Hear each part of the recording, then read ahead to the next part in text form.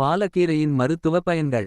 பாலக்கீரையுடன் வேப்பிலை, ஓமம், மஞ்சள் ஆகியவற்றைச் சேர்த்து கஷாயமாக்கிச் சாப்பிட்டால் பெருவயிறு குறையும். நீரிழிவு நோயாளிகளுக்கு இந்த கீரை மிகவும் சிறந்தது. ஏனெனில் இரத்தத்தில் ததில் உள்ள சர்க்கரையின் அளவை நிலையாக வைத்திருக்க இந்த கீரை உதவுகிறது. புற்று நோய் செல்கள் உருவாகாமல் தடுத்து நிறுத்தக்கூடியது. பாலக்கீரை இரத்த சிவப்பு அணுக்களை அதிகமாக உற்பத்தி செய்வதால் இது அனிமியா நோய் வராமல் தடுக்க உதவுகிறது. பாலக்கீரையில் போலிக் ஆசிட் அதிகளவில் உள்ளதால் கர்ப்பிணிகள் இதனை அதிகம் எடுத்துக் கொண்டால் நல்லது.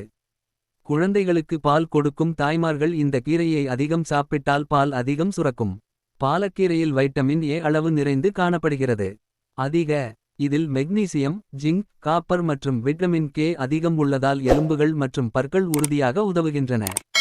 இந்த கீரையில் புரத சத்து நிறைந்துள்ளது. எனவே இந்த கீரையை தினமும் எடுத்து கொண்டால் மாரடைப்பு, இரத்த குழாய்கள் அடைப்பு போன்ற இதய நோய்கள் வராமல் தடுக்கலாம்.